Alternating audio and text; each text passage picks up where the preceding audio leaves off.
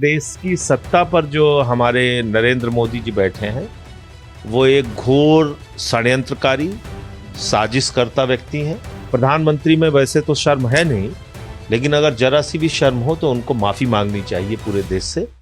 आम आदमी पार्टी पर 4 सालों से संकट के छाए काले बादल आज छट गए हैं, पूरी तरह छट गए। राज्य रेवेन्यू कोर्ट ने साफ साफ सभी आरोपियों को बरी कर दिया। शराब घोटाले में 23 लोग आरोपी बनाए थे। इस वक्त हमारे साथ हैं संजय सिंह जी, इनको भी आरोपी बनाया गया था। संजय सिंह से हम सीधे बात करते हैं। भाई साहब, आपको आरोपी बनाया गया और ईडी ने मुकदमा भी दर्ज किया, हालांकि आपको जमानत मिल गई थी। आज सभी लोग बाइज्जत बरी हो गए हैं, सबूतों के अभाव।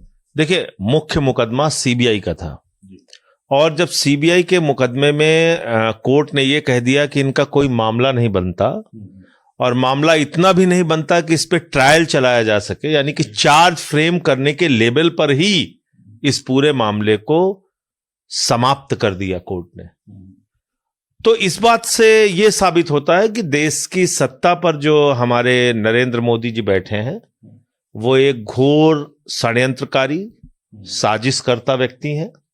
उनके साथ गृह मंत्री अमित शाह, वो भी साजिश रचने में माहिर हैं। और अरविंद केजरीवाल और आम आदमी पार्टी को, मनीष सिसोदिया जी को बदनाम करने के लिए, एक ईमानदार पार्टी को और नेता को बदनाम करने के लिए ये पूरी साजिश रची गई, जिसका आज पर्दाफाश हुआ है। प्रधानमंत्री में वैसे तो शर्म है नहीं, लेकिन अगर जरा सी भी शर्म हो तो उनको माफी मांगनी चाहिए पूरे देश से, क्योंकि उन्होंने दिल्ली का विकास बाधित किया। दिल्ली के लोगों को जो एक उम्मीद थी, शिक्षा स्वास्थ्य के क्षेत्र में जो एक बड़ा परिवर्तन केजरीवाल जी कर रहे थे, उस पर उन्होंने रोक लगाने का काम किया, सिर्फ सत्ता के लिए। सत्ता की ऐसी भूख प्रधानमंत्री जी को है कि उनको दिल्ली में आम आदमी पार्टी को बदनाम करके जीतना था और वो काम उन्होंने किया। आज अरविंद केजरीवाल ने कहा कि अभी चुनाव अगर हो जाएं तो भाजपा को 10 विधानसभा सीटें 10 भी नहीं मिलेगी इनको। पूरे दिल्ली में इनकी थू-थू हो रही है।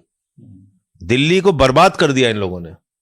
आप उठा के देख लीजिए, प्रदूषण के मामले में देख लीजिए, आप देखिए स्कूलों में बच्चों के जो पेरेंट्स हैं उनके साथ मारपीट कर रहे हैं, वहां पे 80% फीस बढ़ाई जा रही है। आप देखिए मोहल्ला क्लिनिक इन्होंने बंद कर दिया, घंटों घंटों बिजली की कटौती होने लगी। तो तमाम तरीके से दिल्ली को बर्बाद करने का काम इन्होंने किया। इसमें अगर हम एक सवाल ये भी बनता है कि क्या क्या खामियाजा पार्टी को और व्यक्तिगत तौर पर जो लोग जेल भेजे गए, व्यक्तिगत तौर पे और पार्टी के तौर पे बहुत नुकसान हुआ हम लोगों का, ये तो निश्चित ही मानना पड़ेगा, क्योंकि पूरा परिवार हमारा वो कष्ट में रहा, सबके सारे साथियों के, और पार्टी के कार्यकर्ता बहुत दुखी हुए इससे। जो समर्थक थे, जो चाहने वाले थे, देश के लोग थे, उनके मन में बहुत पीड़ा हुई कि ऐसे बदनाम किया जा रहा है पार्टी को, तो उन सबको आज राहत मिली है। आपके अंदर हमने एक चीज देखी हुई थी, आपके जो और भी नेता थे, चाहे केजरीवाल हो, सिसोदिया हो, वो सभी शांत हो गए थे। आप लगातार दहाड़ रहे थे, लगातार आरोप लगा रहे थे, और संसद में भी इस बात को मुद्दा चोर है ना। मैं तो कहता हूं भाजपाइयों को, भाजपाई जब भ्रष्टाचार के खिलाफ बोलते हैं तो ऐसा लगता है ओसामा बिन लादेन अहिंसा पे उपदेश दे रहा है। मैंने ये बात बोली है कि ये लोग डाकू गब्बर सिंह की फौज हैं, ये बेईमान लोग हैं। कोई नैतिकता है प्रधानमंत्री में भ्रष्टाचार के खिलाफ बोलने की? जिस पार्टी में आपने एक एक बड़े बड़े भ्रष्टाचारियों को शामिल करके कीर्तिमान स्थापित किया, आप भ्रष्टाचार के खिलाफ बोल रहे हैं।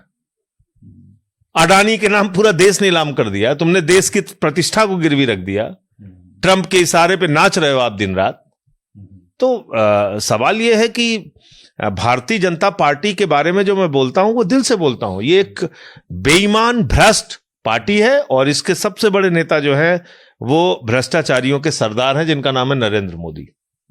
आपने ये मुद्दा राज्यसभा में उठाया था, तब उसके बाद प्रधानमंत्री ने भी ये आरोप फिर से लगाया था कि शराब में डूबी, शराब घोटाले में डूबी सरकार, वो किस मुंह से कोई बात बोल रही? मुख्य साजिश करता वही है ना भाई। प्रधानमंत्री मुख्य साजिश करता है तो वो बोलेगा ही ना ये सब चीजें। भाई प्रधानमंत्री बोलेंगे ये सब चीजें, क्योंकि उनको मालूम है कि उन्होंने कैसे षड्यंत्र किया है।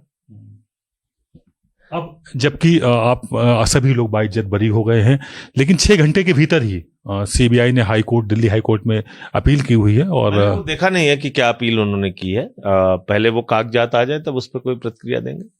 भाजपा सांसद मनोज तिवारी बोले हुए हैं कि सबूतों से छेड़खानी कर ली है, इसलिए कोर्ट में सबूत पेश नहीं हो पाए हैं। अब सबूत सरकार तुम्हारी सीबीआई तुम्हारी, और यही मनोज तिवारी और इनकी पार्टी चिल्ला चिल्ला कहते थे सारे सबूत हैं, सारे सबूत हैं। तो कहां से छेड़खानी हो गई आज? आज कहां से छेड़ दिया मनोज तिवारी को हम लोगों ने? अभी तक छेड़खानी नहीं हो रही थी, अब छेड़खानी हो गई उनके साथ हैं? इतने नादान तो नहीं है कि उनके साथ छेड़खानी हो गई। क्यों? तो मनोज तिवारी को अपना कॉमेडी का काम करते हैं, उसी में ज्यादा दिमाग लगाए तो ज्यादा ठीक रहेगा। ये सब राजनीति में एक एक्सीडेंटल तरीके से आ गए ना, जीरो पैसे की कोई समझ नहीं इनको।